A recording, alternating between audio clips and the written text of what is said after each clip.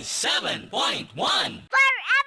Mga kwento ng pag-ibig, kwento ng pag-asa at mga kwento ng buhay dito sa Barangay Love Stories. Love Stories.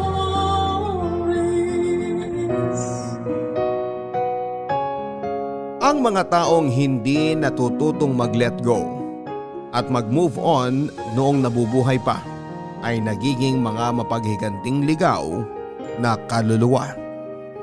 Dear Papa Dudut, una po sa lahat ay binabati ko po kayo at ang lahat ng ating mga kabarangay ng isang magandang araw. Ako po si Norwin, 34 years old, taga Benguet Province. Ako po ay pamilyadong tao na. Ang asawa ko po ay si Marisa at may 2 po kaming anak na babae. Ang panganay namin ay 10 years old at ang bunso naman po namin ay 8 years old. Ang asawa ko pong si Marisa ay isang waitress sa isang restaurant, samantalang ako naman ay nagtatrabaho bilang isang bellboy at housekeeping sa isang maliit na hotel. At dahil malapit na nga rin po ang undas, naisipan ko pong ibahagi ang hindi ko makakalimutang karanasan sa dati kong pinasukang hotel. Halos 10 taon po akong tumagal sa hotel na yon, Papa Dudut. Pero ang hotel na yon ay halos 20 taon na pong nakatayo bago ako na masukan bilang isang bellboy. Nagpalit na rin po ng pangalan ng hotel matapos malugi ang dati nitong may-ari. Kaya't ibinenta na lamang ito. Kaya nang pumasok ako doon ay bagong renovate ang building. Bago din ang lahat ng mga tauhan. At kakapalit lang po ng pangalan ng hotel. Hindi naman po ito kalakihan at kasikatang hotel. Meron lamang po itong 14 floors at sa 14th floor po ay matatagpuan ang malalaki at magagarang mga kwarto na tinatawag na suite. At dahil mga premyadong kwarto po ang naroroon sa palapag na yon, ay medyo madalang lang din pong nauukupahan ng kwarto ng mga bisita. At sa unang linggo ko po pangalang sa pagtatrabaho doon, Papa Dudut, ay nakaranas na ako ng kababalaghan. Maulan at tahimik po ng gabing yon. Wala rin po kaming halos nakatabing mga establishmento dahil medyo malayo na kami sa sentro ng syudad. Halos wala kaming bisita sa hotel ng gabing yon dahil hindi po peak season. At dahil wala din namang masyado mga customer ay parang 4 o 5 po kaming mga staff ang naka-assign sa shift ng gabing yon.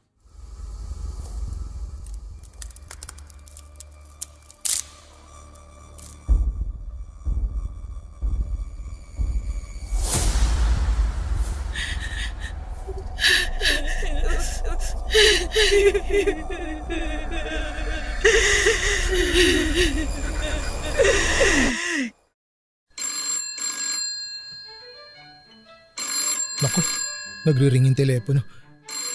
Mang Jun? Nasaan po si Ami? Nako, nag-CR. Naku, papaano to? May tumatawag po eh. Sagutin mo na. Andyan ka na eh. Naku baka Englishin ako nito eh. Hindi rin ako pa pwede dyan. Mas may laban pa ako sa mga kawatan kaysa sa Englishan. Sige na nga, sagutin ko na. Hello, good evening, front desk. Hi, good evening. Pwede ba ako mag-request ng mga tuwalya? Okay, sige po ma'am. Anong kwarto po kayo? Sa 1401. Okay, sige po ma'am. Iaakyat ko na lang po dyan. Thank you. Ano daw yon? Nagpapakit ng tuwalya, Mang Jun. Mukhang galing sa sexy time ah. Palabiro talaga kayo, Mang Jun ah.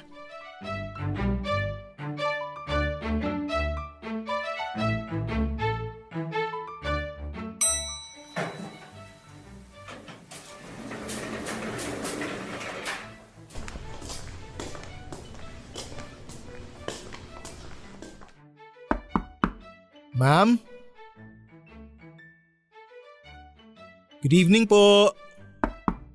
Ma'am, eto na po yung mga tuwalya nyo. Ma'am? Bakit parang walang tao? Ano ba yan?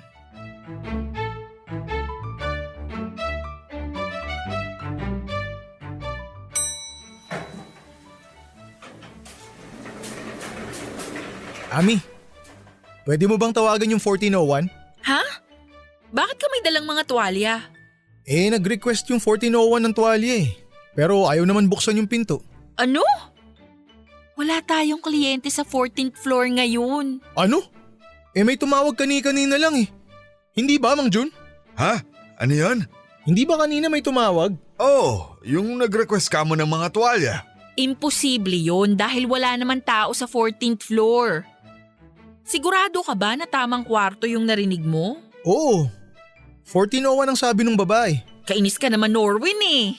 Huwag ka nga manakot ng ganyan. Oh, etong susi oh. Paano magkakatao doon? Gusto nyo i-check natin.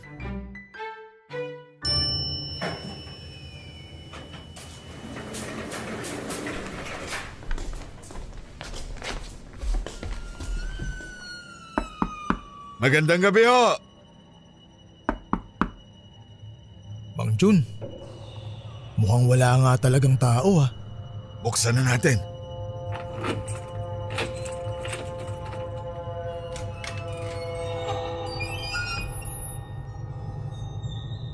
Wala namang tao. Hala, Mang Jun, wala ngang tao dito. Tara na, bumaba na tayo. Kinikilabutan na ako.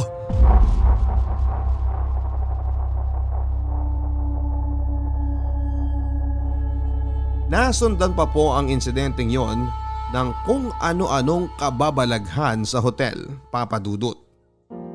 At hindi lang po sa room 1401 kundi sa buong 14th floor, lalo na kapag walang masyadong nag-ookupa dito. Mga kaluskos, mga pinto at ilaw na bigla na lang bumubukas at sumasara. Hanging malamig na bigla na lang umiihip. Pakiwari ko po'y kapag walang nag-ookupa ng mga kwarto ay parang mas lalong pakiramdam ata noong multo ay sa kanya ang buong palapag na yon. Nang tumatagal ay nakasanayan ko na nga rin po ang mga kung ano-anong mga nangyayari sa hotel, Papa Dudut. Kung nung una ay medyo natatakot pa po ako, nang tumagal-tagal na ay parang namamanhid na lamang po ako at binabaliwala ko na lamang kapag may mga naririnig o nararamdaman ako na kung ano-ano. Maayos naman po kasi ang pasweldo at pamamalakad ng hotel at malapit lamang ito sa bahay namin.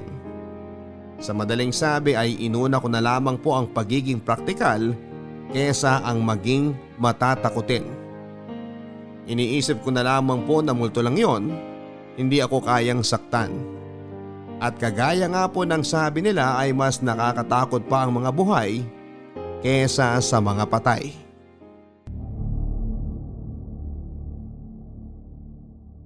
Be, may nagparamdam na naman sa hotel kanina. Ha? Ano na naman yung paandar? May mga bakasyonista kasing nag-check-in. Nilagay ni Ami sa 1405. Ayun, 2 gabi lang tumagal tapos nagpalipat na ng kwarto. 1405? Di ba sa 1401 yung may nagmumulto? Ewan, nagdodor-to-door siguro. Ganito raw yung nangyari. Bale, 2 lang kasi yung bisita dun sa 14th floor. Yung grupo ng mga bakasyonista at yung mag-asawa. Tapos, yung mag-asawang bisita, overnight lang naman. Hindi nga namin alam kung may naramdaman sila eh. Hindi naman sila nagreklamo. Pero yung magbabarkada, yun ang pinaramdaman talaga. Nilipat na nga lang namin sa 10th floor tapos 2 kwarto na lang yung binigay. Aba, ang tindi naman ng multo na yan. Sa grupo mismo nagparamdam? Oo nga eh. 5 silang magbabarkada ha. Anong paramdam sa kanila? Ang kwento, nung unang araw, tinawag nila kay Ami. Nirereklamo yung kabilang kwarto. Hindi raw sila nakatulog kasi parang may nag-aaway. Sigawan daw ng sigawan yung mag-asawa. Nung una, akala raw ni Ami yung mag-asawang bisita yung nag-aaway. Pero nung dinouble check niya yung record, hindi naman sila yung katabing kwarto. Hindi na lang sinabi ni Ami na multo yun. Naku, grabe naman yan. Kaya nyo nilipat na lang. Hindi pa nga muna nilipat ni Ami kasi syempre, ayaw niya naman na matakot yung grupo. Total, ingay lang naman yung naririnig eh. Pero nung sumunod na gabi, nung natutulog sila, nakarinig na naman sila ng away. Tapos sa irita nung isa, kinatok niya yung pader para sitahin yung kabilang kwarto. Tumigil naman. Pero maya-maya, may kumatok sa pinto nila. E di binuksan nung isa sa kanila yung pinto. Tapos, wala namang tao sa labas. Diba sabi ko, sa irita nung isa, nagising siya tas kinatok niya yung pader para sitahin yung kabilang kwarto. Nahimbing na siya ulit sa pagkakatulog. Bigla na lang niyang naramdaman na inaalog yung kama niya. Pagsilip raw niya sa may paanan niya, may babae raw na naka-wedding gown. Ang bihira! Grabe! Nagtayuan lahat ng balahibo ko. Nung inalog yung kama niya, nagsisisigaw raw siya. Tapos nagising na rin yung mga kasamahan niya. Ayun, itinawag na sa amin. Tapos hindi na lang namin binanggit na may nagmumulto talaga sa 14th floor. Nilipat na lang namin sila sa 10th floor. Grabe! Parang unang beses yan na nagparamdam sa grupo ah. Nabuisit siguro yung multo kasi sinita. Hala, grabe! Natawa ka pa ha? Uy, parang nagiging grabe na yung multo dyan sa hotel nyo ha. Kung dati nga, kalukaluskos lang, ngayon parang may balak ng masama. Naku, mag-iingat ka ha. Magbaon ka palagi ng rosary. Ikaw pa naman napakatamad mong magdasal. Sus, wala yun. Sanay na ako roon. At saka, bakit naman ako matatakot sa multo? Eh patay na yun.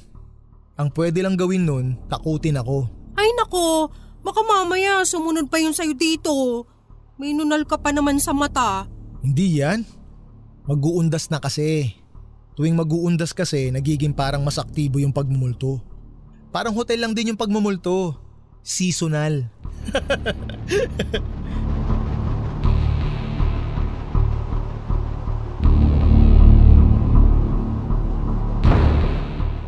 Napansin po namin ang mga staff sa hotel na parang nagiging aktibo ang nagpaparamdam sa 14th floor kapag malapit ng mag-undas papadudot. Hindi namin alam kung ano ang meron sa undas at parang mas nababagabag at nambubulahaw ito. O parang mas nagiging malakas ang puwersa dahil mas napapadalas ang paramdam nito kapag dumarating na ang buwan ng Oktubre hanggang sa mga unang linggo ng Nobyembre. Ngunit tulad ko po ay parang nakasanayan na rin ng mga staff sa hotel namin ang mga paramdam sa 14th floor. Gayon pa man papadudot ay may ilan pa rin po sa amin ang mga nag-resign na dahil hindi na kinaya ang mga paramdam. At karamihan po sa kanila ay mga nakasama ko sa housekeeping dahil kami po ang madalas na umaakyat sa palapag na yon. Wala din po kasing pinipiling oras ang multo. Mapa umaga, tanghali o gabi. Nagpaparamdam ito. Lalo na kapag walang masyadong tao sa palapag na yon. Pero nang tumagal papadudot ay iniwasan na rin po talaga ng hotel na maglagay ng kliyente sa room 1401. At naglalagay na lang po kami ng bisita doon kapag peak season at fully booked na talaga ang hotel. May mga nagfi-feedback na rin po kasi sa amin na mga bisita na kung ano-ano raw ang nararamdaman nila sa kwartong yon. Kaya kami na rin po mismo ang umiwas na maglagay ng bisita doon. At nang tumagal nga po ay maski online ay may mga naglalagay na rin po ng comment tungkol sa room 1401. Ilang buwan matapos pong mag-open ang hotel namin ay nalaman din namin na dati pa po palang nagpaparamdam ang multong yon sa 14th floor. Kahit pa daw po noong iba pang nagmamanage ng hotel at hindi pa nare-renovate ang building ay naroon na yon. At sa hula nga po namin ay baka kaya nalugi ang dating hotel ay dahil sa nangyari sa kwartong yon. Yun po kasi ang mga sabi-sabi. Mga 2 dekada na po ang nakakaraan ay may nagbigtiraw na babae sa room 1401. At kaya daw ito naka-wedding gown ay dahil nagpakamatay ito kinagabihan bago ito ikasal.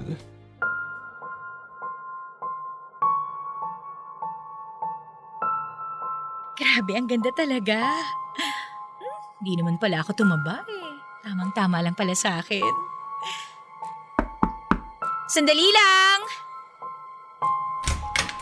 Oh! Bakit suot mo na yan? Sorry, mahal ha. Hindi ko na kasi matiis eh. Gusto ko rin isukat kasi feeling ko kasi tumaba ako. Eh, hindi naman pala. Tsaka hindi naman ako naniniwala sa mga pamahiin. Isa pa, nandito ka rin naman eh. Di ba bawal nga daw silipin ng groom ang bride? Ba't ka nga pala nandito? May kailangan lang tayong pag-usapan. Ha? Ano? I'm sorry. Bakit? Ano nangyari? May kailangan akong ipagtapat sa'yo. Ano yun? I'm sorry. Hindi ko sinasadya. Hindi ko sinasadya. Ang alin? Ang alin ang hindi mo sinasadya? Buntis si Christine. At parang ako ang ama. Ano? Hindi ko alam ang gagawin ko. I'm sorry. Paano mangyayari yun eh? Matagal na kayong hiwalay, di ba? Patawad. Patawad. Gano'n na kayo katagal na magkalaguyo yung ex mo? I'm sorry. Sagutin mo ako! Gano'n niyo na ako katagal niloloko? Hindi ko alam. Mga kalahating taon. Ano? Nakapag-propose ka na sa akin at lahat. Nagawa mo pa rin akong lokohin? Patawarin mo ko. Anong patawad? Paano mo nagawa sa akin to? Bakit kinalantari mo pa yung babae na yan habang engaged tayo at nagpaplano na ng kasal? Patawarin mo na ako. Ano patawad? Sagutin mo yung tanong ko! Bakit mo nagawa sa akin to? Hindi ko alam. Paano nangyari yun? Paano nagkita kayo ulit? Sino lumapit? Walang lumapit. Aksidente kami nagkita ulit sa isang restaurant. Tapos ano? Kinati kayo sa isa't isa? Hindi. May naramdaman pa rin ako sa kanya. Ano? Sorry pero parang mahal ko pa si Christine. Hindi. Hindi ako naniniwala. I'm so sorry. Hayop ka! Hayop ka! Ikakasal na tayo bukas! Ang tagal-tagal mo na pala ako pinagbubukang tanga! Magbabayad ka! Tandaan mo, magbabayad kayo ng kabit mo! Isinusumpa ko kayo!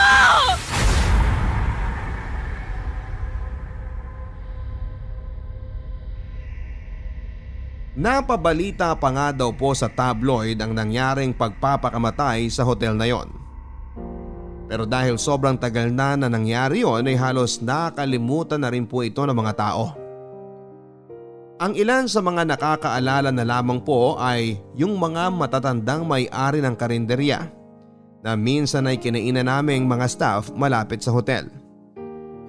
Ayon po sa kanila, ay medyo kalat na rin po sa lugar na may nagmumulto sa hotel na yon, na ikinikwento rin ng mga dating naging empleyado.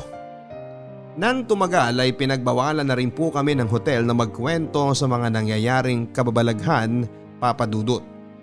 Ang sabi nila ay wag na raw naming patungan pa ang mga sabi-sabi. At kung may matanggap man na feedback tungkol doon na galing sa mga customer ay pabayaan na lang namin. Pero sana raw ay huwag naming dagdagan pa at isekreto na lamang namin sa isa't isa kung meron man na nararamdaman. Kaya sa loob ng ilang taon ay hindi na lamang din po namin pinagsabi sa iba ang ilan sa mga nakakapanindig balahibong karanasan ng ilan sa mga naging bisita namin. Hello? Mahal? Oo, kakatapos lang ng meeting namin. Sobrang pagod nga eh. Oo, dediretso na lang ako ng tulog. Umorder na lang ako ng dinner dito sa hotel. Aba, andito na kaagad ah. Teka. Sige, pasok ka lang. Bukas yung pinto. Mahal, bukas siguro. Mga gabi pa ang dating ko dyan. May meeting pa kasi kami after lunch eh. Ha? Hello? Oo. Wala. Eh kasi bukas yung pinto. Hindi naman pumasok yung room service. Teka nga, check ko lang. Walang tao. Delikado dito ah. Oo nga mahal eh. Walang automatic lock yung pinto dito. Tapos disusi pa. Eh alam mo naman ng opisina, nagtitipid. Pero buti na nga lang, maganda din tong kwarto. Maluwag. Teka lang mahal ha. May kumakatok na naman. Sisilipin ko muna ha. Tawagan kita.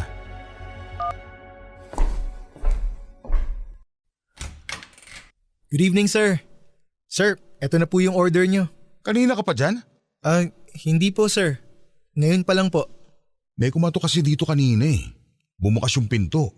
Tapos wala namang taong pumasok. Ganun po ba? Teka, may tao ba dyan sa kabilang kwarto? Meron pong isang occupant pero dun pa po sa kabilang hallway, sir. Pwede bang i-check nyo yung CCTV ninyo kung sino yung nanloloko dito? At saka dapat automatic lock na itong mga pintuan nyo dito para mas secure.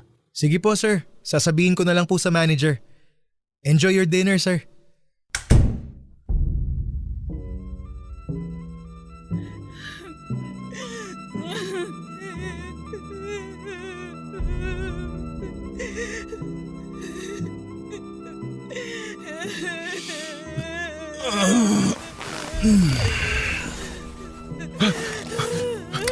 Sinong nandyan?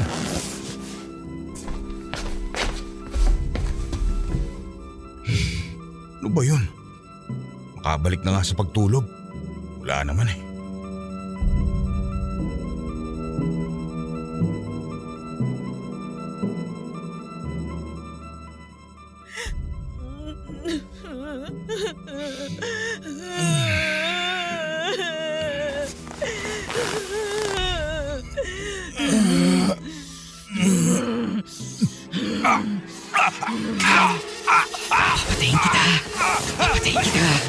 Papatayin kita! Papatayin kita! Papatayin kita!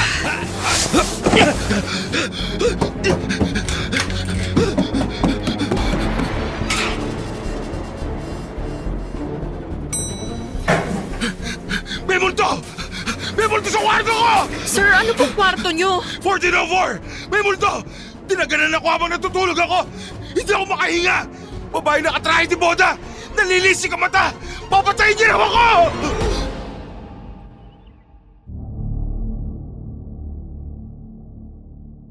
Mabuti na lamang po at napakalma namin ang kliyente dahil talagang balisang-balisa po siya nang nakita namin siya sa lobby ng hotel.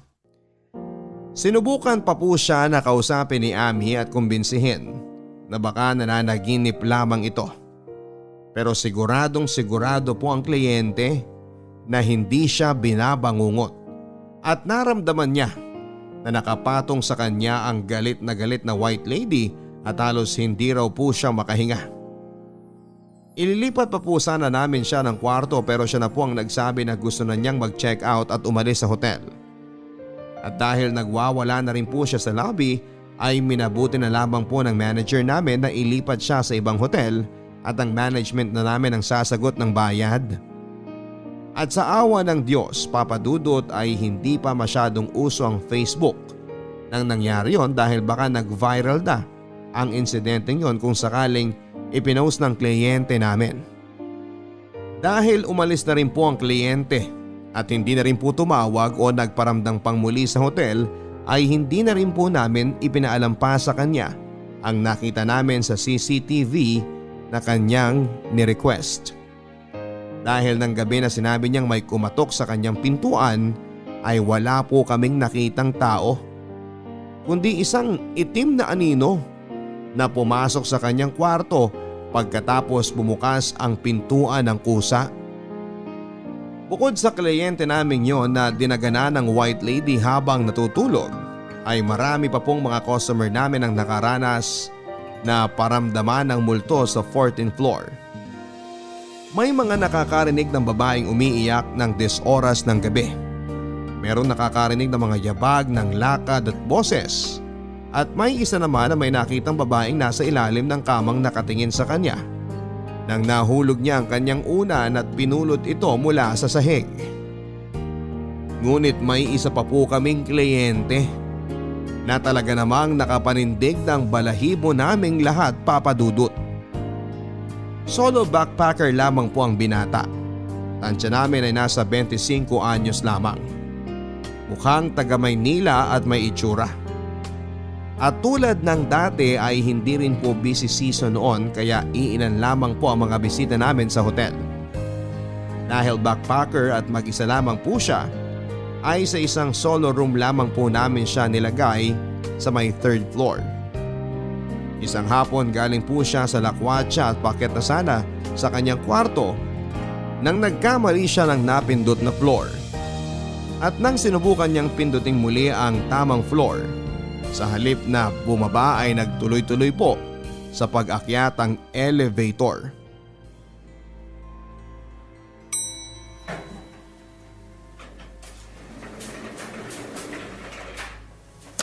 Ay, tanga. Second floor pala napindot ko. Bobo. Aakyat pa tuloy sa 14th floor.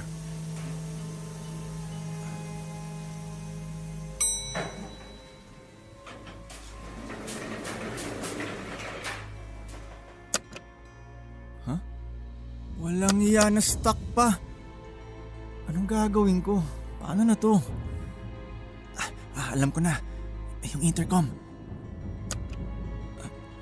Hello? Hello? Miss, na-stuck yung elevator. Hindi gumagalaw. Hindi bumababa eh. Ay naku, sorry po sir. Tatawag po ako ng technician. Okay lang. Saan yung stairs nyo? Nasa dulo po ng kanang hallway. Anong floor po kayo na stuck para mapaakyat ko yung technician namin? Sa 14th floor. Ha? Bakit, miss? Wala po. Wala po. Sige po, mag-stairs na po kayo. Papaakyatin ko na rin agad yung mga tao dyan. Okay. Sige. Sige, mag-stairs na ako. Thank you.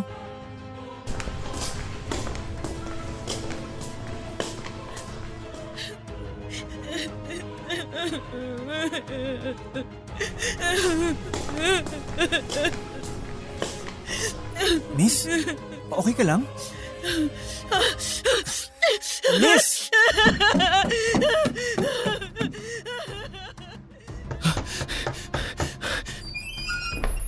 Miss?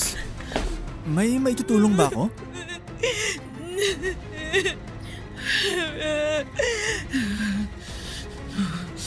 Hayop kayo. Niloko niyo ako! Sino? Sino nanloko sa'yo? Ikaw! Niloko niyo ako! Ikakasal na tayo! Tulong! Tulong! Papatayin ko kayo! Papatayin ko kayo! Papatayin ko kayo! Sir! Sir! Buksan niyo itong pinto! Tulong! Mang Jun! Parsayin na natin!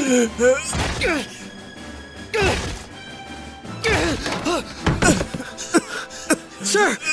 Ano pong nangyari? May babaeng naka-wedding gown. Sinakal ako.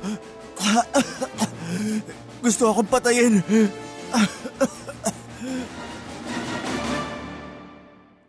Ang insidenteng yun po ang lubos na nakabahala sa may-ari ng aming hotel. Hindi po kasi naniniwala ang may-ari sa multo. At sa tingin daw po niya ay siguradong may siyentipiko o psikolohikal na eksplanasyon daw kung bakit kung ano-ano ang nararamdaman ng mga tao doon. Yung mga naririnig at nakikita daw ng kung ano-ano ay hallucination lamang. At yung businessman na dinagana ng white lady habang natutulog ay malamang ay binabangungot lang daw. Pero nang nangyari na po ang insidente sa backpacker ay nakumbinsi na po siya ng manager namin na ipabindisyon ang 14th floor sa isang pare. Nagatan po kaming lahat ng blessing sa 14th floor, Papa Dudut. At habang binibindisyonan ng pare ay ramdam na ramdam namin na parang uminit ang temperatura ng lugar. Maski ang mismong pare ay parang aligaga at hindi mapakali. Gayunpaman ay naitawid naman po namin ang blessing ng walang iba pang paramdam na nanggaling sa multo. Bukod sa mabigat na pakiramdam naming lahat habang sinasagawa ang pagbebendisyon. At parang umepekto naman ng pagbebendisyon, Papa Dudut. Lumipas po ang ilang buwan na wala po kaming naranasang pangmuli na kakaiba sa 14th floor. At maski po ang mga bisita ay wala rin naman pong mga naire-report na kakaibang karanasan. Kaya't nagpa siya po ang management namin na paukupahan na po ang 1401. Lalo pat magsa-summer vacation na po noon. At dahil halos taon na pong walang gumagamit, ay ipinalinis po sa akin ang kwartong yon.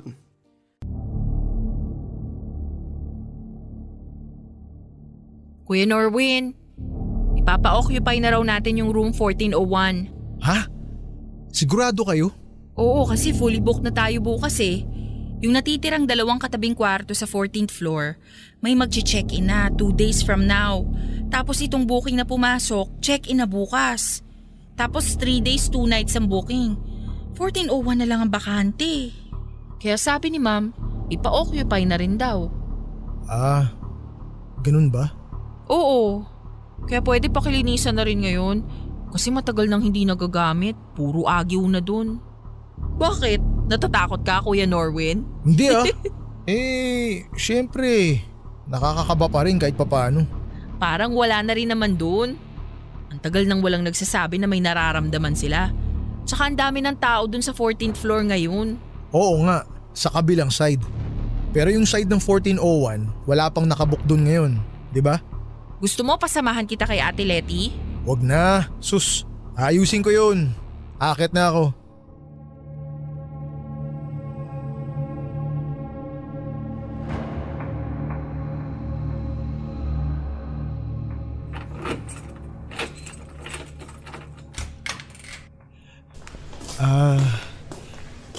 Tabi-tabi po.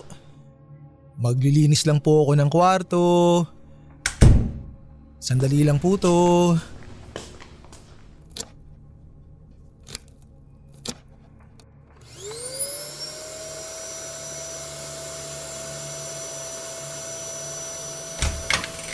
Lah, bakit bumukas yung pinto?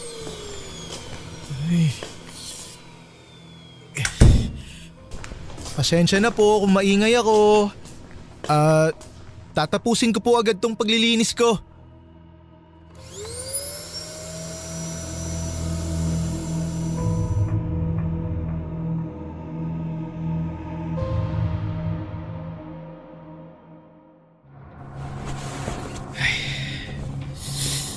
Ayan. Ay, natapos din. Okay na po. Tapos na po ako. Salamat po sa pangunawa.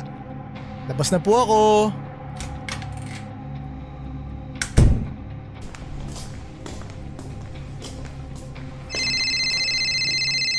Ay. Hello, be? Okay, sige.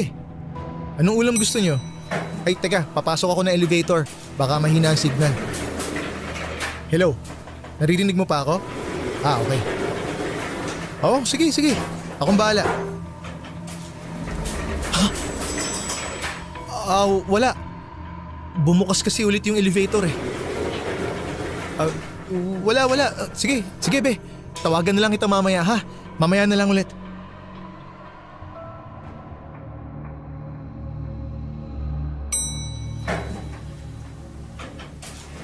Ano? Kumusta, Kuya Norwin? May paramdam ba? Nung nag-vacuum ako sa kwarto, bumukas ng kusa yung pinto. Baka naman hangin lang. Hindi.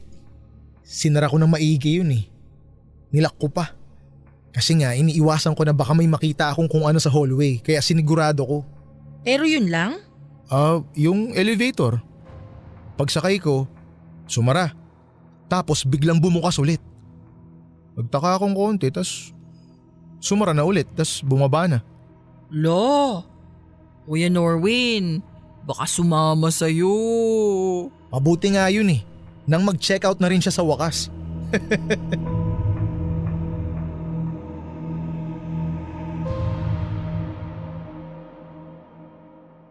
Nagawa ko pa pong makipagbiruan kay Ami pagkatapos kong maglinis ng room 1401. Pero ang hindi ko po sinabi ay habang naglilinis ako ng kwarto ay meron pa po akong mga kung ano-anong naramdaman. Pagkatapos ko po kasing mag-vacuum ng mga alikabok at agiw ay nagmap na po ako ng sahig. At kitang-kita ko po sa basa ng sahig na biglang may mga bakas ng paa na parang naglakad mula sa bandang pintuan papunta sa kama. At kitang-kita ko rin po na parang lumubog ng bahagya ang kutsyon ng kama na parang may umupo. Kinalabutan po ako ng husto noon, Papa Dudut. Pero sa mga oras na yon ay sinubukan ko na lamang pong kumbinsihin ang sarili ko na namamalikmata lamang ako at wala akong nararamdamang kakaiba. Nagpatugtog na lamang po ako ng kanta sa aking cellphone at nagpatuloy sa paglilinis at sinubukang huwag magpadala sa takot. Kahit pa pakiramdam ko talaga na habang naglilinis ako ay may kasama ako sa kwarto at nanonood sa akin. Ang hindi ko po nasabi, Papa Dudut, kina Ami at sa mga kasamahan ko sa hotel ay matapos ko pong maglinis sa room 1401 ay hindi na po naging maayos ang pakiramdam ko ng buong araw na yon. Nahilo na po ako na parang inaalta presyon. At kahit na uminom na ako ng gamot ay wala pong epekto at nahihilo pa rin po ako. Napakabigat po ng pakiramdam ko noon. Parang hinihika na ewan at pakiramdam ko ay magkakasakit ako. Hindi po ako masyadong naniniwala sa mga kasabihan at pamahiin. Pero hindi ko maiwasang maisip na baka nabati po ako, Papa Dudut. Naisip ko na baka dahil matagal nang bakante ang room 1401 ay nabulabog ko ang multo doon at nagalit sa akin.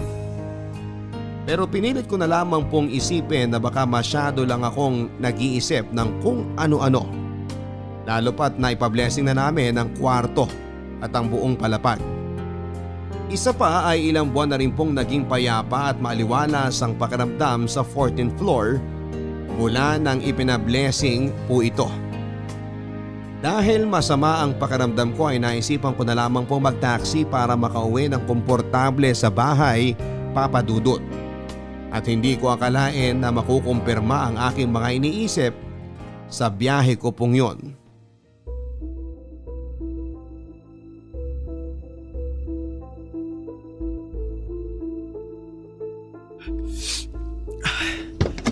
Boss, sa sentro po tayo.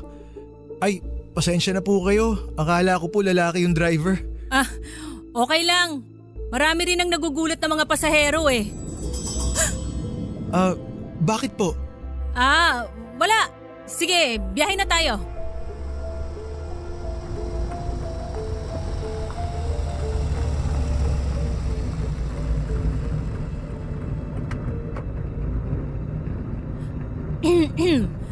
Sir,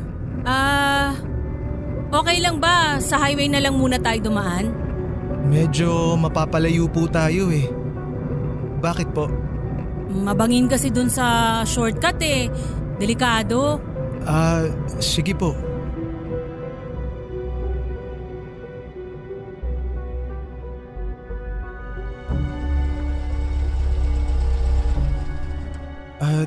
Teka ate, bakit po tayo nandito sa simbahan? Hindi po dito yung bahay ko. Bumaba ka na! Po? Hindi ikaw. Ano po? Yung kasama mo, pinabababa ko! Ate, wag naman po kayong ganyan.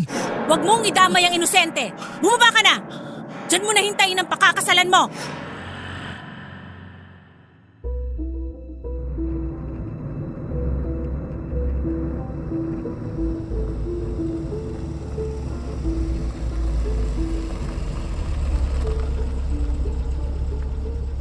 Ate, maraming salamat po ah. Ito po ang bayad ko. Sa inyo na po yung sukli. Ingat po kayo. Salamat, sir. Sir! Ano po yun? Sir, tumawag ka ng pare bukas sa bukas din. Bakit po? Nagkamali ako kanina. Ngayon lang siya bumaba. Nanayo po ang balahibo ko nang tumapat ang taxi sa harapan ng isang saradong simbahan. Mag-aalas 9 na ng gabi at inutusan ng driver na bumaba na ang kasama ko. At dahil may ideya na ako kung sino o ano ang inuutusan ng driver, ay hindi na po ako gaano nag-usisa pa. at napatahimik na lamang po ako sa hilakbot.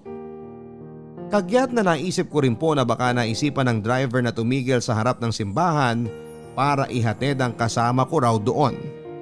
Dahil ang napapabalita nga pong white lady sa hotel namin ay naka-wedding gown daw at nagpakamatay nga daw po kinagabihan bago ito ikasal. Nang umandar na po ulit ang taxi paalis ng simbahan ay nakahinga na po ako ng bahagya.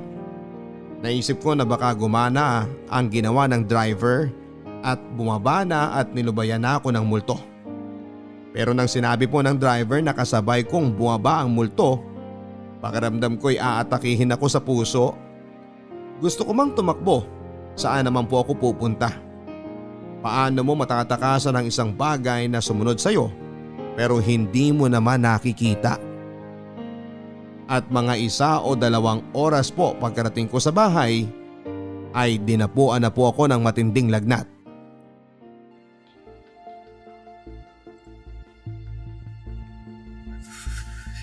$39? Ang taas na. May kumot pa ba? Nilalamig ako. Ha? May kumot ka na eh. Kapag nagkumot ka pa lalong makukulob yung init. Teka, inumin mo muna tong gamot para bumaba na yung temperature mo.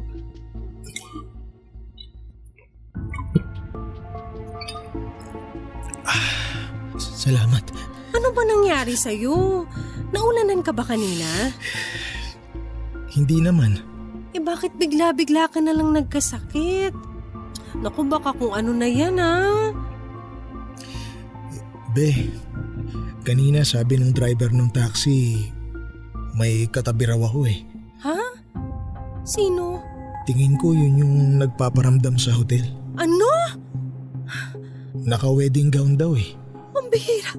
Nagdideliryo ka na ata. Be, hindi ako nagdideliryo. Sumama yung pakiramdam ko pagkatapos kong maglinis ng kwarto. Yung kwarto kung saan may nagpaparamdam. Be, sumunod ata sa akin eh. Ha? Ano ka ba naman? Norwin! Huwag ka nga magsalita ng ganyan. Tumatayo na naman mga balahibo ko sa'yo eh. Be, wag mo akong iwan dito. Dito ka lang. Natatakot ako eh. Sige, dito lang ako.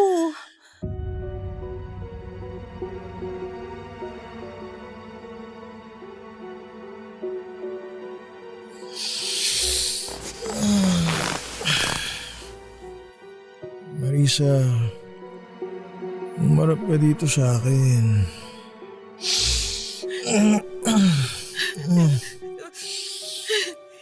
Be, bakit ka umiiyak?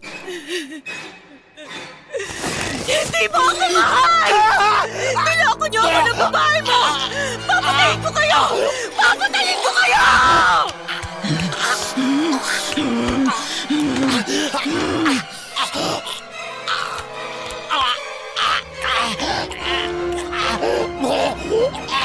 Norwin! Ano nangyayari sa'yo? Ako to si Marisa. Kanina pa kita ginigising, pinabangungot ka. Marisa! Okay na. Nandito lang ako. Okay na ang lahat.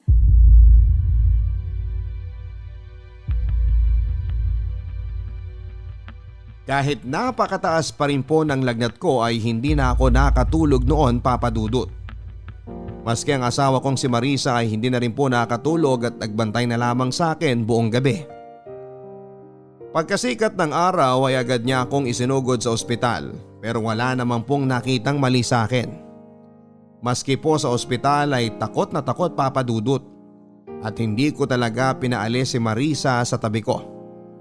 Dahil na rin po sa nangyari ay nagpatawag na rin po si Marisa ng pare at pinapunta sa ospital para bendisyonan ako. At kinagabihan nga po noon ay nawala na ang aking lagnat at kinabukasan ay na-discharge na kami sa ospital. Para makasigurado ay pinabinditahan namin ang buong bahay namin, Papa Dudut. Lalo pat may 2 kaming anak na maliliit pa. At sa awa ng Diyos ay parang umepekto naman ng pagpapablessing dahil wala na rin po kaming naramdamang pang kakaiba pagkatapos noon. Pero dahil po sa nangyari ay nagpasya na rin po ako mag-resign sa hotel na yon para makasigurado. At sinuwerte namang nakakuha din ng trabaho sa iba pang hotel. Ang nakakatawa po niyan, Papa Dudut, pagkatapos ko daw pong mag-resign ay doon naman daw nawala ng tuluyan ang mga paramdam ng multo sa 14th floor. Patay sa mga kwento ng aking mga dating kasamahan. Kaya nga binibiro ko sila na dapat ay nagkaroon man lang ako ng hazard pay dahil kundi sa pagbubuwis ko ng buhay ay hindi mawawala ang multo na yon sa hotel. November noong isang taon po yun nangyari sa akin, Papa Dudut. At sa awa ng Diyos ay hindi na kami muling binulabog pa ng White Lady. Pero ngayong paparating na naman ang buwan ng Oktubre at Nobyembre ay kinakabahan po ako. Magbabalik pa kaya ang White Lady? At kung oo, saan kaya ito magpaparamdam? Sa hotel na dati kong pinagtatrabahuhan? O baka naman dito na sa bahay namin ang bago niyang nilipatan? Sana po ay naibigan ninyo ang aking ibinahaging kwento sa inyo. At sana kapag napakinggan ito ng mga kabarangay natin ay maisama nila ako at ang aking pamilya sa kanilang mga dasal para sa aming patuloy na kaligtasan. At sana lalo papo't parating na ang undas ay ipagdasal din natin ang mga kaluluwang hindi matahimik at naliligaw din sa lupa na makamit na ang ganap na kapayapaan at katahimikan. Ang inyong forever kapuso at kabarangay, Norwin. Mga kwento ng pag-ibig, kwento ng pag-asa at mga kwento ng buhay dito sa Barangay Love Stories. Love